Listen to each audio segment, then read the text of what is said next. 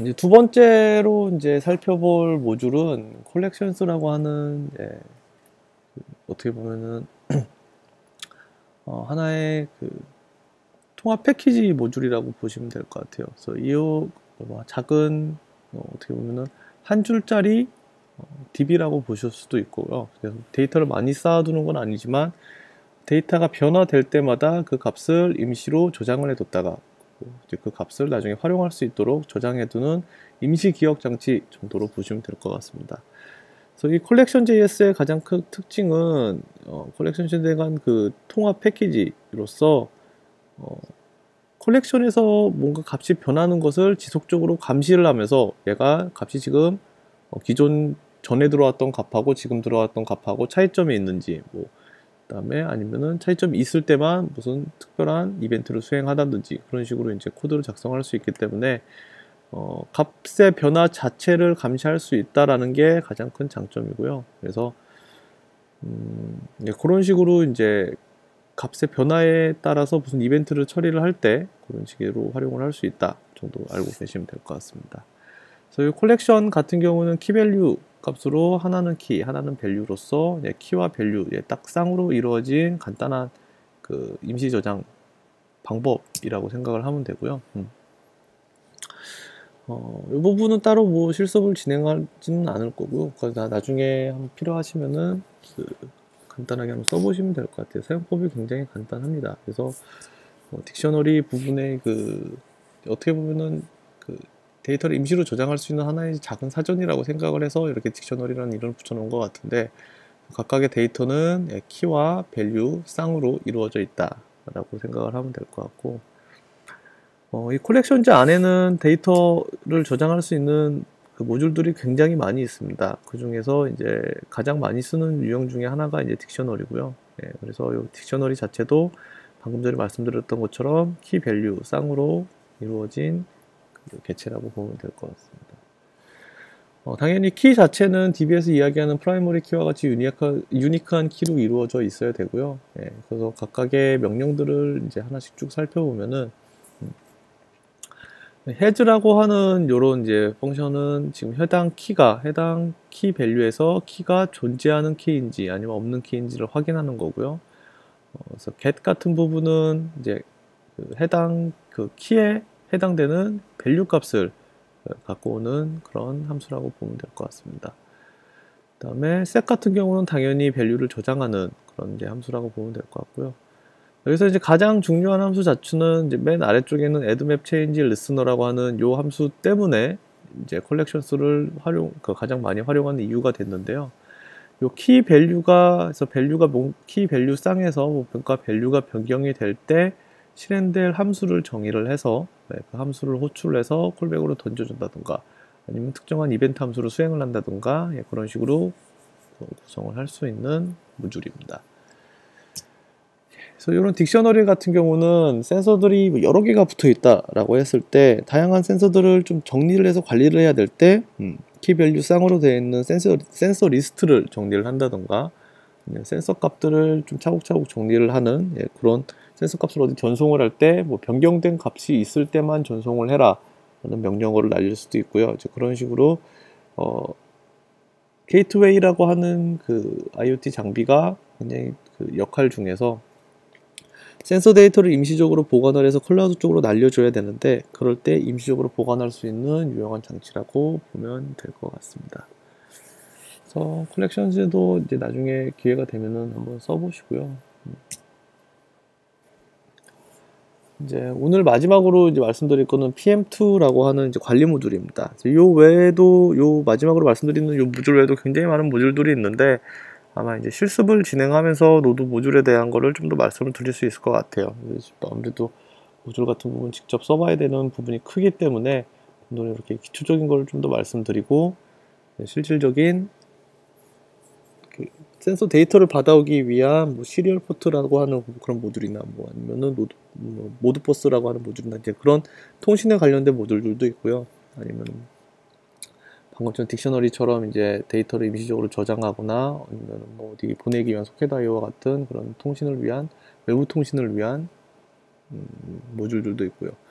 그 중에서 이제 마지막 PM2 같은 경우는 이 자체를 가지고 무슨 코드에 활용을 한다던가 아니면 앱 자체를 만들 때 쓰는 그런 모듈은 아닙니다. 그래서 요거는 말 그대로 Node.js 앱 자체를 관리해주기 위한 매니지먼트 앱이라고 보시면 돼요. 모듈이라고 보면 돼요. 그래서 보통 요 PM2 같은 경우는 설치를 할 때 npm install PM2-G로 전역으로 이제 설치를 해서 어디에서든지 PM2를 쓸 수 있도록 이렇게 구성을 해 놓고요. 이렇게 구성을 해서 많이 쓰는 편이고요. 지금 Node.js 같은 저희 비글본 같은 경우에도 세부팅을 먼저 진행해 놓겠습니다. 이제 그 비글본 같은 경우에도 이 PM2 모듈이 깔려져 있습니다. 그래서 PM2로 앱을 관리할 수가 있고, PM2 같은 경우는 지금 내 앱이 얼마만큼의 메모리를 사용하고 있는지, 그다음에 앱이 실행된 지 몇 초가 지났는지, 몇 시간이 지났는지 그런 것들에 대한 정보를 다 확인을 하실 수가 있으니까 참고를 해서 보면 될 것 같고, PM2에 대한 대표적인 명령어만 몇 개 정리를 해왔어요. 그래서 PM2 리스트라고 하면은 현재 PM2로 관리되고 있는 프로세스 목록을 보여주는 거고, PM2 스타트 앱 이름, 뭐 노드 app.js, 뭐 PM2 스타트 한 칸 띄고 app.js 하면은 PM2로 app.js를 시작을 하는 거고, 요 PM2 자체가 좋은 점은 앱이 죽으면 자동적으로 부활시켜서 다시 한번 재시작을 자동적으로 시켜줍니다. 예, 그래서 앱이 죽지 않고 계속 돌아갈 수 있도록 구성을 해주는 거고, 당연히 이제 앱에 문제가 있다, 앱에 오류가 있다라고 하면은 그 오류를 지속적으로 계속 반복을 하겠죠. 그렇기 때문에 PM2로 실행을 해놓고 로그를 잘 확인을 하셔야 되고요.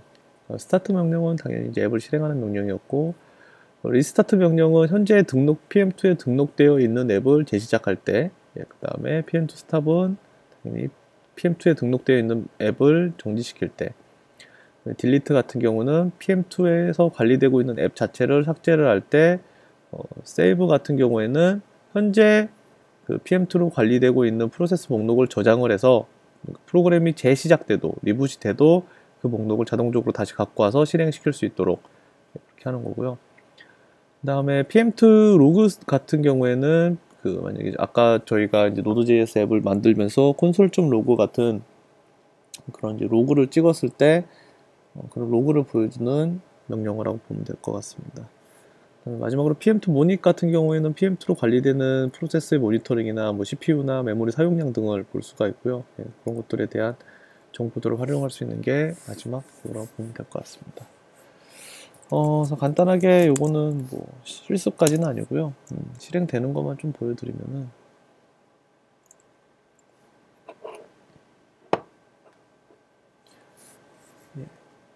접속이 안 되네요.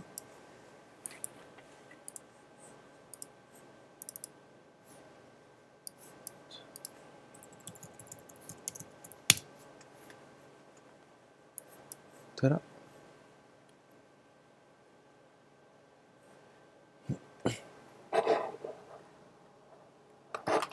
이제 접속 다시 한 번만 할게요.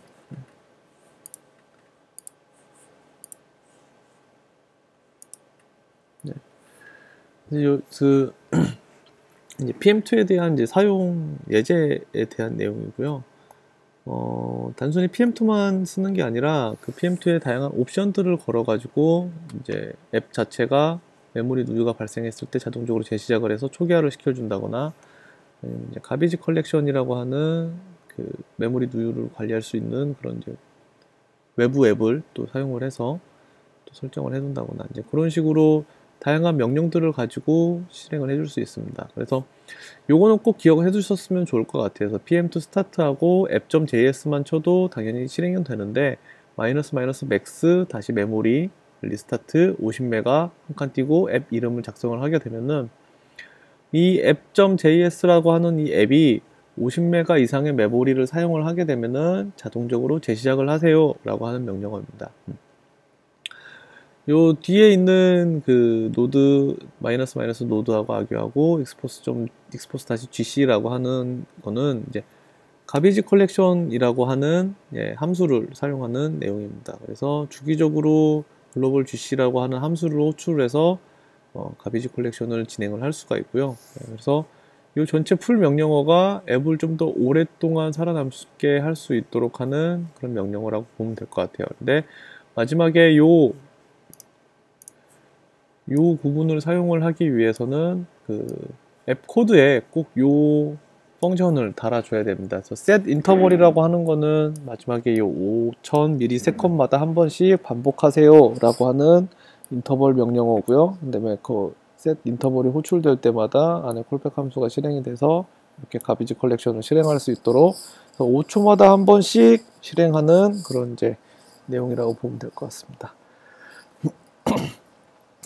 자, 이런 내용들이 이제 필요하지 않도록 앱 자체를 견고하고 로버스트하게 짜는 게 굉장히 중요하긴 하지만, 예, 굉장히 이제 다양한 모듈들을 활용을 해서 앱을 작성을 하다 보면은, 가끔 이제 메모리 처리가 곤란한 경우가 꼭 발생을 합니다. 그래서 모듈 자체에서 메모리가 이제 새는 경우가 발생을 할 수도 있고, 아니면 내가 짠 앱 자체에서 문제가 있을 수도 있는데, 노드.js 앱을 막 엄청 길게 짜는 케이스가 그렇게 많지는 않기 때문에 간단하게 모듈화해서 짜는 경우가 많기 때문에 문제점을 또 찾으면 찾을 수가 있는데, 특히 이제 모듈 같은 경우에는 한번 짜는 걸 내가 건드리기 쉽지는 않기 때문에 다른 사람이 짠 모듈 자체를 그런 쪽에서 이제 메모리 누유가 발생을 한다라고 하면은 손대기가 좀 쉽지 않아요. 그래서 그럴 때 이런 명령어를 사용을 해서 앱을 좀 더 견고하게 만들어 줄 수 있는 방법이다 라고 생각을 해 두시면 될 것 같고요.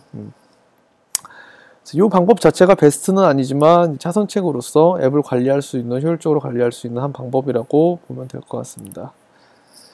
자, 이제 접속이 되겠죠? 네.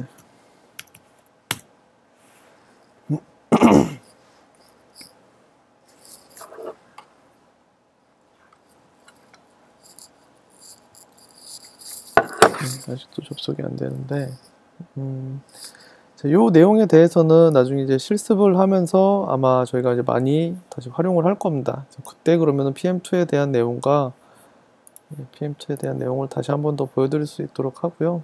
이걸 어떻게 쓰는지에 대한 명령어만 이 장을 통해서 좀 기억을 해두셨으면 좋겠습니다.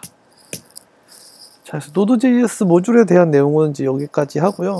이제 아마 노드.js의 실전 같은 경우는 실전에 대한 내용은 이제 예제를 하면서 직접 코드를 좀 보면서 아마 이제 공부를 좀 많이 더 하셔야 될 거예요.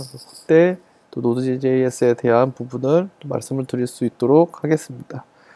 자, 오늘 여기까지 하고 수고하셨고요. 다음 시간에 다시 또 뵙겠습니다. 수고하셨습니다.